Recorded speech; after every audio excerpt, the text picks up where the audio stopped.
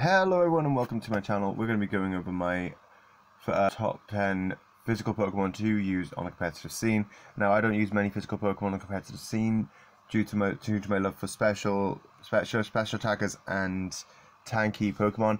However, I did manage to get 9, plus then I added one of my favorite Pokemon that I use casually, which is Nidoking. So let's start from the bottom and go and work our way up. So here at number 10 we have Nidoking. I tend to run Sheer Force Life Orb, and I have Drill Run for powerful stab move, Sucker Punch for dealing with psychic types, Ice Punch as it tends to be needed. Although you don't have the chance to freeze, it's still powerful, and you will find a lot of Pokemon you would want to have a Ice type move for the coverage against. And then we got Poison Jab here as another powerful stab move, 80 power with Life Orb, stab, and Sheer Force boosting it. It tends to stack up. Now I tend to go with a all-out attack here. You got all 252 in attack. You want to be as fast as you can be, because this is a sweeper set. It boasts a nice powerful 295 speed, 303 attack. Not that bad, not the worst stats, but it could be better. I hope that one day they will boost these stats and make it an actual competitive Pokemon, but until that day, it will remain here at number 10. Here at number 9, we have Cloyster. This was a recent find of mine. I didn't used to like Cloyster. I didn't really like it until Sun and Moon came out, and then I got a chance to try it. White Herb with Shell Smash. Shell Armor is not the one I want here. Sorry, Skill Link is the one I want. So Skill Link, White Herb, Shell Smash. You have Ice Shard for priority, because sometimes you'll find that you might fall a little bit shy of the kill. You've got Icicle Spear, which is really powerful with stab, and then you got Rock Blast as well, which is a nice coverage move really. For against fire types, you don't really have a water type attack, but you can run Rock Blast, which can be more powerful than most of your water type attacks. Coming in at number 8, we have Manamar. Manamar combines my favorite typing and also allows me to run a physical set on a psychic type. You don't see that too often, and when you do, they tend to be strong. You got Gallade, you got Metagross, and then you got Manamar. All three are really powerful on the physical side of things, and some of them can be run as mixed sets. Now, Manamar lacks in special, but what it lacks in special, it boasts in attack and HP. Now, you'll find out you've got 248 on HP. That's because you want to have that magical odd number for against things like Pain Split and other percentage-based moves. Then you got the nice 252 in attack. Although 311 doesn't look too much, when you combine the contrary superpower, it really racks up the kills. And then you got the last 8 in defense. The reason for that is you're going to be going really defensively. You're not a fast Pokemon. You don't even want to try to be a fast Pokemon. But you can boost your defenses immensely thanks to its superpower. And then you got the Rest Talk. Now, you might find it weird. I've got Normalium Z here, but no normal attacking moves. Now, that's because of what Sleep Talk does. Sleep Talk allows you to become a wall breaker when you use Normalium Z. What it does is it turns Sleep Talk into Z Sleep Talk, which boosts your crit hit ratio. That could be vital against Pokemon like Ferrothorn, who decide to set up on their defensive side. But the other effect that Sleep Talk has when it becomes a Z move is, if you use Superpower or Knockoff, they become their Z move variants. Now that is powerful. So you're basically getting a 2-for-1 on your Z Crystal, and that can be vital against some very specific Pokemon. Then you come across Avalugg. Now this, again, is another recent find for me. I didn't really think much of Avalugg until I was just going through defensive Pokemon, and I saw this. This color here, you don't see that very often. That is reserved purely for Pokemon with insane stats. Look at Chansey and Blissey with their HP stats, and then you'll get an idea for what happens. So, when you're running 252 and a positive defensive nature, nothing is moving this on the defensive side. I have taken the likes of Fire Punches and survived. And you go with the Gyro Ball, Sleep Talk. There's another Sleep Talk set. You'll find that I do like Sleep Talk sets. So you're gonna go Rest, Sleep Talk, into a Curse. You got Curse, you got Gyro Ball. You don't want much speed. As you can see, I've got 0 IVs and a negative speed nature. The reason for this is you want to get the most out of Gyro Ball. And if you're curious as to why I'm not running Sturdy or Own Tempo, I mean, Sturdy can be great if you come across a special attacker, but the reason that I'm not is you don't want to be sending this in against a special attacker. If you're sending this in against a special attacker, you probably already lost. Now, you got Ice Body here, because if you run this on with a Hail setter, let's say Ninetales. A load of Ninetales sets up the Aura Veil, and then you switch into an Avalugg, then you get a nice, powerful healing setup there with the leftovers as well. You might not even need Rest Talk, you might just need Gyro Ball and Curse. Now, the other bonus for running Curse is you're lowering your speed even more for Gyro Ball to get even more power out of it. Now you come across my top 6. Now here is where things get spicy. These have been some of my favorites since I first used them.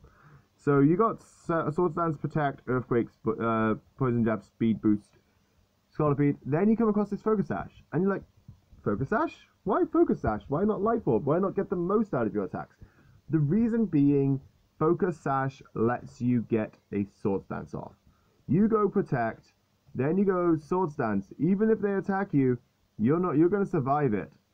And then you can go Protect again. You get free speed boosts and +2 to your attack. These 2 attacking moves are going to do insane things. Equake deals with fire types. Big weakness of Scolipede, Volcarona. You look at Volcarona, you're going to be like, oh dear, what have we got here? I'm going to waste these speed boosts. No. You take the bulky hits with your Focus Sash, and then you dish one back. You go Equake, get out of here, Volcarona. Get out of here, any fire type. And then you got Poison Jab. The reason for Poison Jab is basically you are Poison type. You get the most out of this Poison Jab with your Swords Dance, Stab, Poison Jab. If they survive, you get the 30% chance of poison, and they're not going to survive that poison. You don't think that they're going to survive it. Now you come to number 5. Now number 5 is another thing that you're not used to seeing on the competitive scene. Mimikyu has been making splashes since its release. These combination of Ghost and Fairy giving you immunity to fighting, normal, and giving you powerful resistances. And then you got the Z Splash. I know I did make a pun there of it making splash, but it's a Mimikyu. It's a pun in its own right. So you got Normanium Z Splash, which will give you a powerful boost to your attack, and then allowing you to come back from behind. You get the Z Splash off guaranteed thanks to the sky. Then you've got the Drain Punch, Play Rough, and Shadow Sneak. So the rest of your with Mimikyu are going to be spent. You got Drain Punch for healing, Play Rough for those pesky dragons, and Shadow Sneak for the priority. Now Shadow Sneak can kill things because of its combination of its Z Splash and Ghost typing. Shadow Sneak becomes a very, very quick threat.